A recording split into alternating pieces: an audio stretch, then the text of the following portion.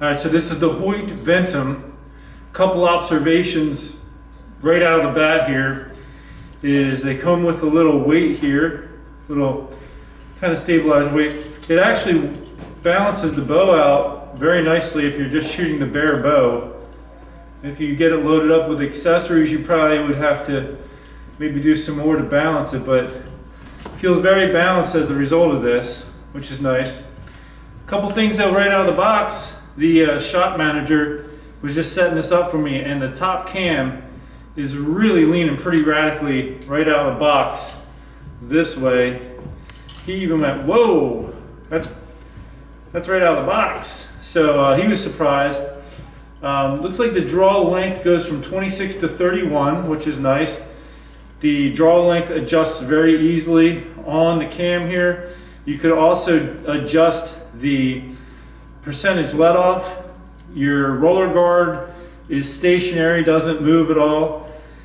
It is, and this is something that you Hoyt followers know already. It's always a challenge to adjust your rest with this bar here. He actually had to take the rest back off to adjust the right to left because he couldn't get an Allen wrench to fit in there properly. So that can be difficult, especially when it comes to adjusting, you know, when you're tuning your bow. But let me pull it back and see what it feels like here.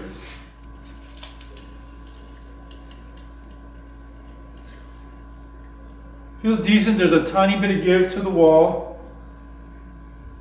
Must be on the 85% let off because you got to really ease up to let down. And one thing that I noticed differently now this year is with the Hoyt, they no longer have a yoke system of any type at the top, and they're crossing over their cable. So the bottom cable on the left side is crossing over to the top side, the right side of the top cam. I think the only recourse you would have to adjusting for cam lean, like this one's leaning really badly, is you'd have to shim the cam. So it's a little surprising. The bottom cam's okay. Actually, the bottom cam is leaning the opposite direction as the top cam. So they definitely need to do some shimming probably to try to correct that because they don't have any other way to do so.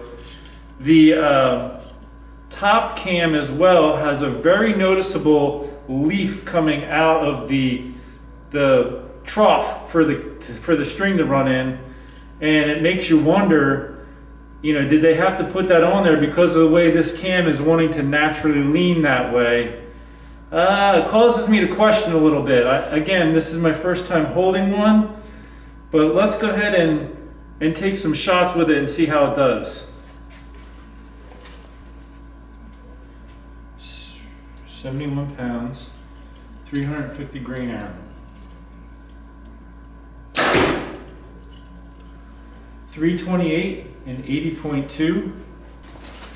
The arrow flight coming out of the bow was really bad, but this bow's not all set up either. The rest isn't perfectly centered. 330 and 80.8.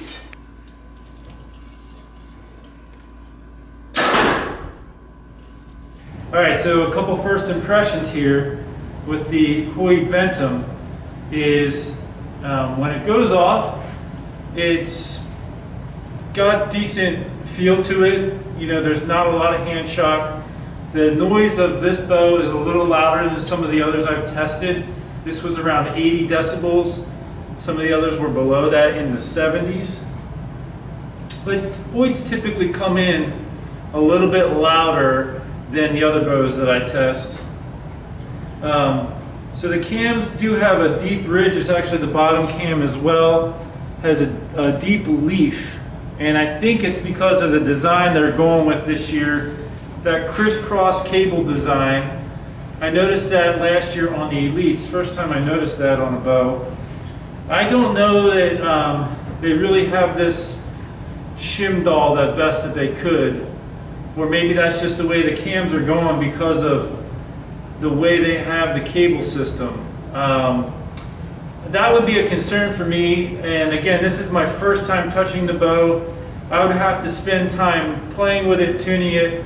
I've contacted Hoyt in the past asking them if they would be willing to send me a bow so that I could play around with it like that, but they haven't responded, so we're probably not going to have that opportunity.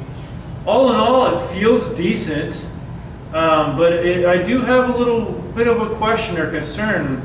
That deep leaf in the cam obviously is to help keep the string from derailing, and that just kind of concerns me a little bit. And the fact that that cam lean is so far that way on the top and the opposite on the bottom, right out of the box from the manufacturer, yeah, I got a little bit of worry there. Other than that though, before seeing those details, I was liking the look of the bow, the balance of the bow. It is heavier. It weighed, the bow by itself weighed 5.5 pounds with this little arrow rest on. That's heavier than most bows. It's got to be because of all the weight they're adding here to balance the bow. Let's go back and over to the house now and look at the data just to give a final summary on this bow. I also just want to quickly interject. I'm giving away a Miracle X10 Olympic style recurve bow this summer in the month of July to one of my subscribers. So subscribe to my YouTube channel and subscribe to my newsletter on my Sean'sOutdoorAdventures.com website. And what I'll do is I'll send out a registration for the giveaway in the month of July. So this is a very high-end Olympic style recurve kit. You get everything you see here. You get the high-quality riser, limbs, high-quality sight, the stabilizers, everything, the whole kit. So this retails for $799. It rivals bows that cost over $1,000 more than that. So it's a very economical way to get a high-end quality bow. There is a link for it in the description section of this video if you want to check it out, maybe get one in the meantime. But if you want to just get your name in to try to win one for free in the month of July, make sure you check out that link from my website to subscribe to my newsletter. And also you could check out the link to view this bow a little bit more detail on the manufacturer's website. They do come in a variety of colors. The riser, I just simply picked black, but everything super high quality. I also have a video I put together of me putting this together. So I will put a link for that also in the description if you want to take a look at that to see how all the parts come out of the box. But let's get back to this bow review in process. All right, so let's go over the data here. Let's start looking at the top left and work our way down. So the brace height came in at 6 7/8 inches, axle to axle 33 1/8.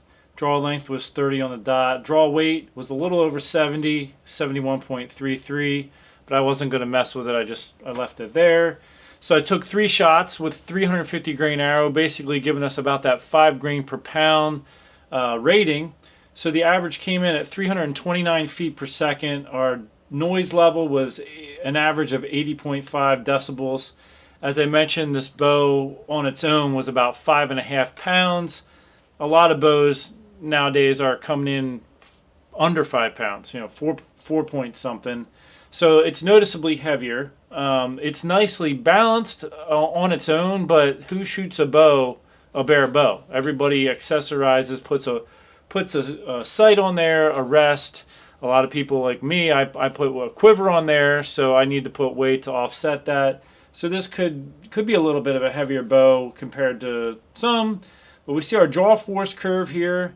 It really tapers off at the end. It doesn't stay up as high as some of the other bows. Like some of the other bows, it's more of a sharp drop off. So it has a comfortable draw to it. The back wall, it feels like a Hoyt. Hoyts typically have a little bit of give on the back wall, and it stays on there really well at the 85%. You really have to ease up for it to come down. And so there's my take on the Hoyt. It felt nice going off, but this camp, I feel like they need another year to try to perfect whatever they're doing with the Hoyt this year. I mean, they're doing a cable design like you see on the Elites that came out last year, where the cable on this side crosses over to the other side of the cam. But the difference with the Elite is they have that pivoting limb pocket, so you can kind of pivot the whole limb to change the angle of the cam. With Hoyt, you really don't have any way to do anything. I mean, you can play around with shimming, but I'm not real excited with the look of the Hoyt this year, with the way that cam has that massive leaf on it. So I would personally, if I'm in the market for buying a bow, my personal opinion is I would wait another year if I'm thinking of Hoyt, and see if they can make some adjustments to whatever they're doing this year. I don't know. I just got the impression like they ran out of time and they're like, all right, let's just put the bow out as it is, even though we don't have all this figured out. I could be wrong. That's just the way I was feeling with the bow. Shouldn't really come out of the box with that much offset, cam lead in opposite directions, in my opinion. So that's my little take on the Hoyt. Thanks so much for tuning in. I've got more videos coming up, and may the mighty God bless you in your day. Take care.